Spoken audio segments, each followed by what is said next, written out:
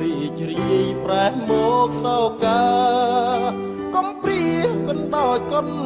ដែរតើមកពីអ្វីកែច្នៃឲ្យខ្ញុំចំបែងអង្គុយគិតតែឯងសូមថ្លែងស្ដីប្រាំរីត្រីទ្វាបេះដូងដំបងគិតបិទឲ្យចិត្ត